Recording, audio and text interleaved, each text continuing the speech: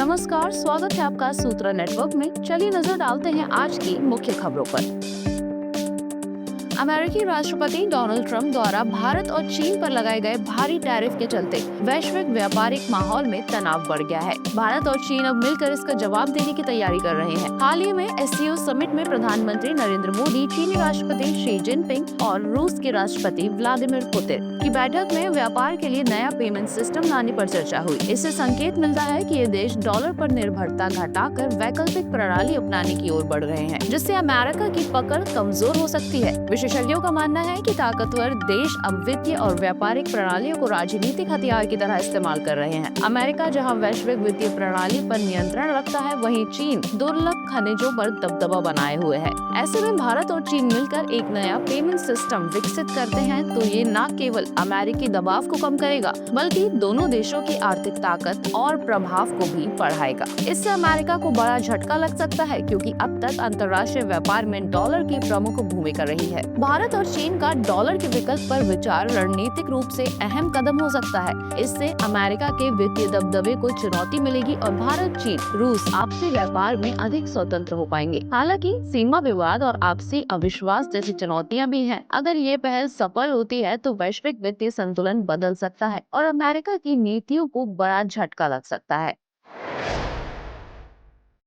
पाकिस्तान ने चीन की बजाय एशियाई विकास बैंक एडीबी से ML1 रेलवे परियोजना के लिए $2 अरब का लोन मांगकर बहुत बड़ा संकेत दिया है। इसको लेकर कई तरह की अटकलें लगाई जा रही हैं। पाकिस्तान ने अपने रेलवे नेटवर्क की सबसे बड़ी परियोजना एडीबी से $2 अरब का लोन मांगा। ये वही परियोजना है जो कभी CPEC की सबसे महत्वाकांक्षी योजना मानी जाती थी। चीन का पीछे हटना पाकिस्तान की कमजोर अर्थव्यवस्था और कर्ज चुकाने की दिक्कतों को उजागर करता है। एडीबी न केवल ML1 बल्कि बलूचिस्तान की रोको दिक खदान के लिए भी मदद देने को तैयार है। इससे साफ है कि पाकिस्तान अब केवल चीन पर निर्भर नहीं रहना चाहता और बहुआयामी विदेश नीति की ओर बढ़ रहा है, जिसमें अमेरिका और बहुपक्षीय संस्थाएं भी शामिल होंगी। CPEC की धीमी प्रगति और चीन का हटना इस साझेदारी के भविष्य पर सवाल खड़े कर रहा है। चीन पाकिस्तान रिश्तों की दरार भारत के लिए सकारात्मक संकेत है, क्योंकि इससे CPEC की पकड़ कमजोर होगी, लेकिन पाकिस्तान का अमेरिका और एडीबी की ओर झुकाव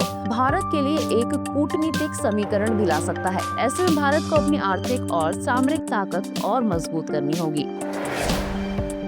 अमेरिकी राष्ट्रपति डोनाल्ड ट्रंप के भारत पर 50% टैरिफ लगाने के बाद दोनों देशों के संबंधों पर सवाल उठने लगे थे, लेकिन केंद्रीय वाणिज्य मंत्री पीयूष गोयल ने तनाव की खबरों को खारिज करते हुए कहा कि भारत अमेरिका की दोस्ती गहरी है और समय के साथ और मजबूत होगी। गोयल ने स्पष्ट किया कि मतभेदों के बावजूद भारत और अमेरिका मित्र व सहयोगी बने रहेंगे। उन्होंने कहा कि दोनों देशों के बीच छुटपुट बयानबाजी रिश्तों को प्रभावित नहीं कर सकती। हालांकि उन्होंने ये भी स्वीकार किया है कि मौजूदा दौर में कई हैं, लेकिन इन्हें दूर करने के लिए लगातार बातचीत जारी है। गोयल ने बताया कि साल की शुरुआत में ट्रेड डील पर सहमति न बन पाने के कारण भारत का कृषि और डेयरी क्षेत्र को अमेरिका के लिए न खोलना था। उन्होंने कहा कि भारत अपने किसानों और मछुआरों के हितों से कोई समझौता नहीं करेगा। फिलहाल भारत अमेरिका का द्विपक्षीय व्यापार $190 अरब से अधिक है। गोयल ने भरोसा जताया है कि आने वाले महीनों में दोनों देश समाधान तक जरूर पहुँचेंगे।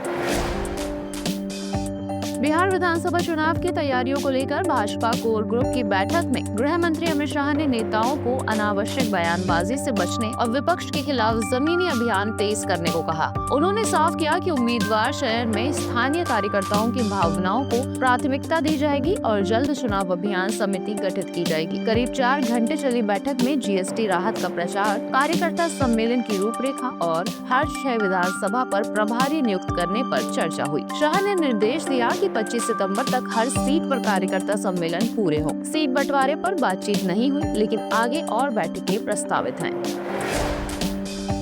टाइगर श्रॉफ की बागी 4 5 सितंबर यानी कि आज रिलीज हो रही है और ट्रेलर ने दर्शकों में जबरदस्त बज़ बना दिया है। हालांकि फिल्म का ओपनिंग कलेक्शन उम्मीद से धीमा लग रहा है। सेक्नल के मुताबिक रिलीज से पहले बागी 4 ने सिर्फ 4.4 करोड़ की एडवांस बुकिंग की, जबकि बागी 3 ने 6 करोड़ जुटाए थे। अनुमान है कि ओपनिंग डे पर फिल्म 8 से 11 करोड़ तक कमा सकती है, जबकि बागी 2 25.10 करोड़ और बागी 3 17.50 करोड़ जैसी ओपनिंग नहीं मिल पाएगी। फिर भी अगर बागी 4 11 करोड़ तक पहुंचती है तो ये टाइगर श्रॉफ की पोस्ट कोविड फिल्मों में बड़े मियां छोटे मियां के बाद दूसरी सबसे बड़ी ओपनिंग होगी। फिल्म को द बंगाल फाइल्स, हॉलीवुड की कॉन्जरिंग, द लास्ट राइट्स और परम सुंदरी से कड़ा मुकाबला मिलने और उनके प्रशंसकों के लिए भावुक और यादगार रात बन गई।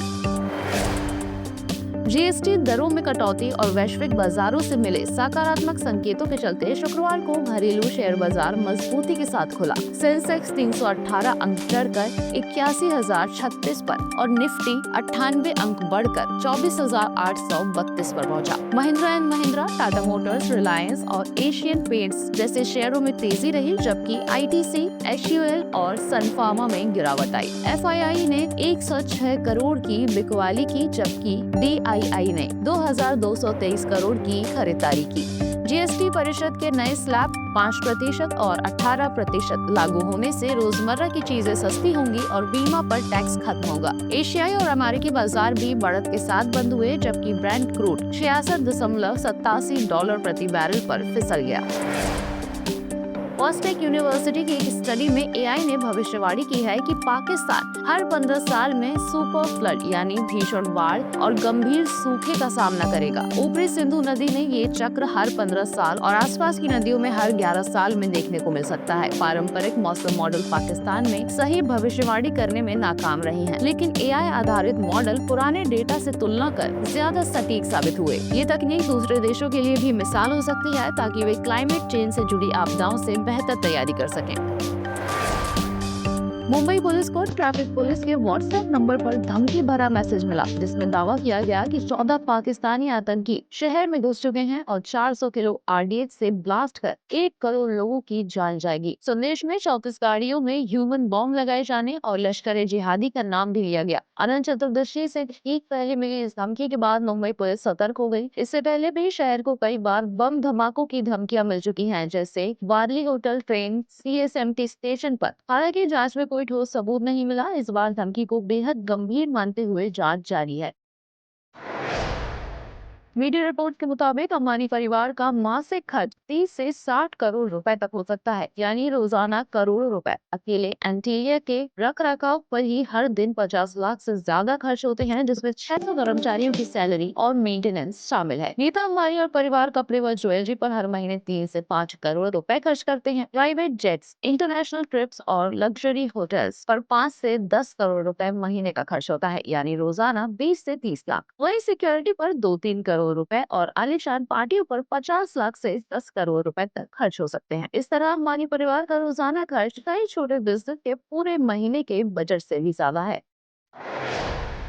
पंजाब में बाढ़ से अब तक 43 लोगों की मौत हो चुकी है और 3.84 लाख से अधिक लोग प्रभावित हैं। 23 जिलों के 1,902 गांव जलमग्न हैं, जबकि 20,972 लोगों को सुरक्षित निकाला गया। 4.24 लाख एकड़ फसल डूब गई। राहत कार्यों में एनडीआरएफ की 31 और सेना व अर्धसैनिक बल की 29 टीमें जुटी हैं। भाखड़ा डैम का जलस्तर खतरे के निशान से 1 फीट नीचे पहुंचने पर 85,000 क्यूसेक पानी छोड़ा गया, जिससे सतलुज किनारे बसे गांव में खतरा बढ़ गया। लुधियाना के ससराली इलाके में बांध कमजोर पड़ने पर सेना और एनडीआरएफ ने मोर्चा संभाल लिया। पठानकोट में पहाड़ दरकने से सड़कें बंद हो गई। केंद्रीय कृषि मंत्री शिवराज सिंह चौहान ने बाढ़ग्रस्त इलाकों का दौरा कर हालात का जायजा लिया। राज्य सरकार ने केंद्र सरकार से 2,000 करोड़ रुपए का राहत पैकेज और बकाया 60,000 करोड़ रुपए जारी करने की मांग की।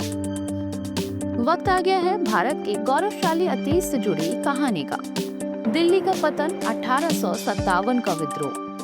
जब प्रथम स्वतंत्रता संग्राम छिड़ा तो भारतीय विद्रोहियों ने वृद्ध मुगल सम्राट बहादुर शाह जफर को अपना नेता घोषित किया। कुछ समय के लिए दिल्ली एक बार फिर भारतीय प्रतिरोध की राजधानी बन गई, लेकिन महीनों की भीषण लड़ाई के बाद अंग्रेजों ने शहर पर फिर से कब्जा कर लिया। मुगल वंश का अंत हो गया। जफर को रंगून निर्वासित कर दिया गया, जहां उन्होंने दुख में ये लिखते हुए अपनी जान दे दी, 2 गज जमीन भी न मिली हुए यार में। दिल्ली खंडर में तब्दील हो गई। फिर भी इस क्षण ने शहर को बलिदान और संघर्ष के प्रतीक में बदल दिया, जिसे उस चिंगारी के रूप में याद किया जाता है जिसने भारत की स्वतंत्रता की लंबी यात्रा को प्रज्वलित किया था। ऐसे ही और भी तमाम खबरों को देखने के लिए सब्सक्राइब करें, बेल आइकन पर प्रेस करें और विजिट करें हमारी website. Ramayana Club. We believe your spiritual journey should be as meaningful as the destination themselves. For over 10 years, we have been connecting devotees with India's most sacred places, including Ayodhya, Kashi, Mathura. Our expert guides, inspired by the Ramayana and other ancient texts, ensure an authentic and deeply fulfilling experience. We have successfully guided over 15,000 happy devotees on more than 500 pilgrimages to over 120 destinations, making your journey comfortable, affordable, and rich with spiritual essence. With our fast, reliable, and affordable rides, your only focus is your devotion. Let Ramayana Club make your pilgrimage a cherished memory. For more information, please visit our website.